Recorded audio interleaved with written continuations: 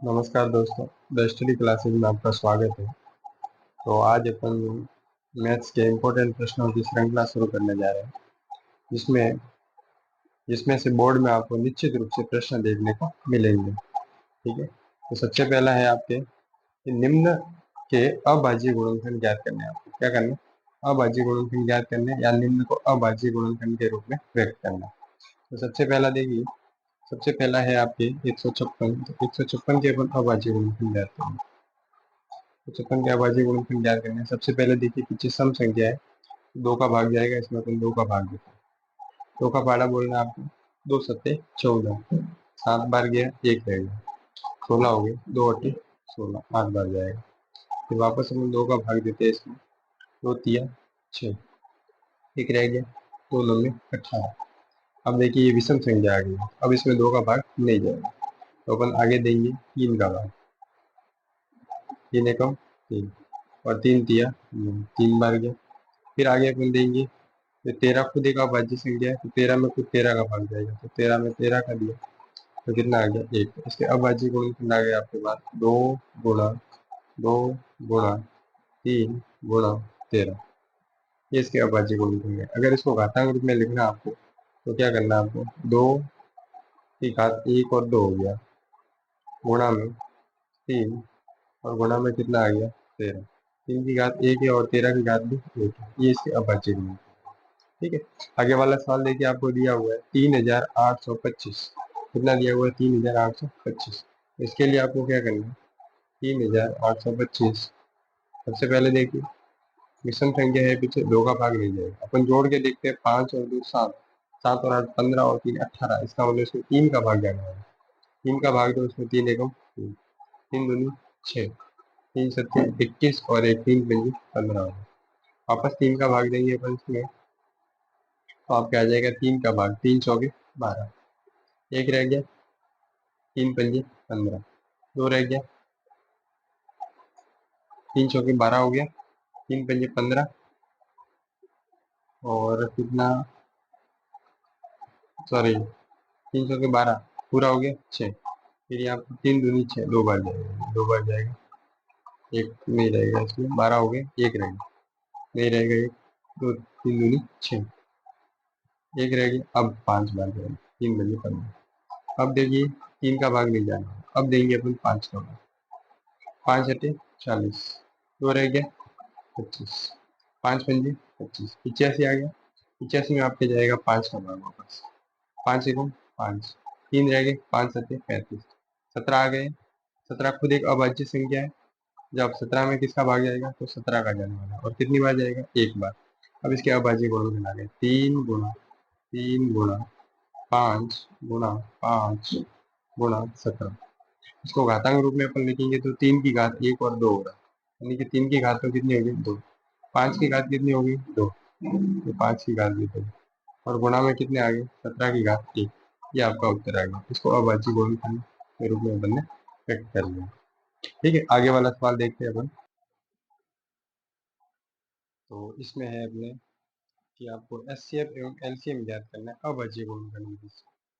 और अपनी जांच करनी है कि एचसीएफ गुणा एलसीएम बराबर होता है दो संख्याओं का गुणा, यानी जो संख्या दी हुई है उनका गुणा, और उनका लसब और उनके मसब का गुणा बराबर आता है या नहीं है। तो ये जांच करके अपन को क्या करना है? बताना। तो सबसे पहले अपन इसके अभाज्य गुणनखंड करेंगे 510 की।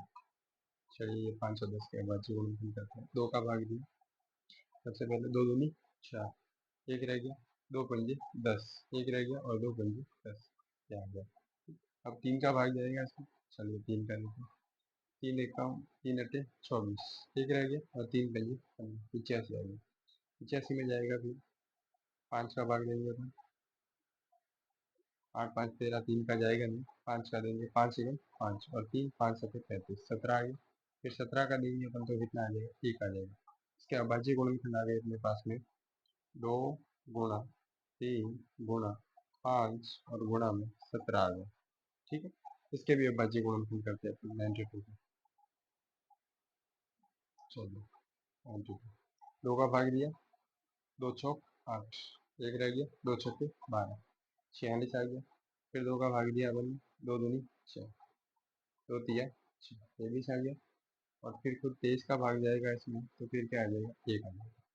इसके अभाज्य गुणनखंड आ गया अपने पास 2 गुणा 2 गुणा 23, इसके अभाज्य गुणनखंड आ गया।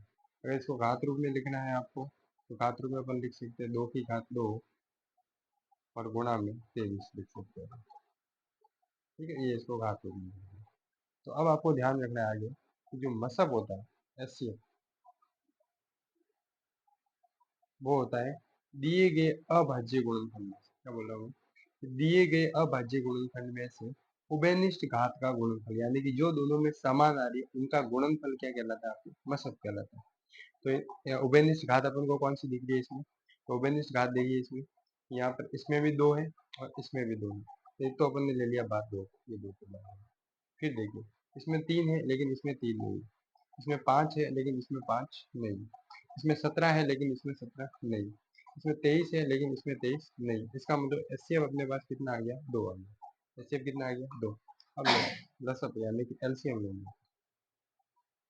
ठीक है, एलसीएम क्या हो जाएगा वो देखिए कि दिए गए अभाज्य गुणनखंड की घात, यानी कि जो दिए गए अभाज्य गुणनखंड है उसमें से अधिकतम घात का गुणनफल, इन दोनों में से जो अधिकतम घात आ रही है उसको अपन क्या करेंगे, बात देखिए। यहाँ 2 की घात 1 है लेकिन यहाँ पर 2 की घात कितनी है, 2। 2 की घात कितनी दिखाई दे रही है आपको, 2 दिखाई दे रही है। इसका मतलब ये 2 की घात अपन 2 लेंगे, ये 2 की घात 2 लेंगे। गुणा देखिए 3 की घात इसमें 1 है, इसमें 3 की घात कोई नहीं है, इसका मतलब क्या है, 0। तो अधिकतम घात अपन कौन सी लेने वाले हैं, 1 को, यानी कि 3 की घात 1। आगे देखिए 5 की घात इसमें 1 है, इसमें बिल्कुल भी 5 की घात नहीं है, इसका मतलब अपन क्या लेंगे, 5 की घात 1। फिर देखिए 17 की घात इसमें 1 है, इसमें 23 की घात 1 है, तो ये 23 को भी अपन ने क्या कर लिया, बांट दिया। ये सबका अपन क्या करने वाले हैं, हम गुणा करने वाले हैं। चलिए 2 दूनी 4, 4 दिया 12, 12 बन गए 60। 60 का करना है आपको 17 से, और 17 का किससे करना है अपन को, 23 से। ये 60 का गुणा कर दिया अपन ने 17 से, और फिर अपन ने कर दिया आगे 60 का फिर 17 से किया, और 17 से करने के बाद में अपन ने 23 से गुणा किया, तो इसका उत्तर आ जाएगा आपके 23,460। ये इसका क्या आ गया अपने पास, लसअप आ गया। और ये क्या आ गया अपने पास, मसअप आ गया। अब अपन देखेंगे कि दोनों संख्याओं का गुणा, दोनों संख्या कौन सी थी अपने पास, दोनों संख्या थी अपने पास 510 और 92। तो अपन यहाँ पर करेंगे दो संख्याओं का गुणा, दो संख्याओं का गुणा यानी कि 510 और गुणा में 90। इन दोनों संख्याओं का गुणा बराबर क्या आना चाहिए, एलसीएम इंटू एलसीएम। तो एचसीएफ तो कितना है, 2, तो 2 गुणा 4, ये हो गया आपके 2 3 4 6 और 0, इन दोनों का गुणा करेंगे।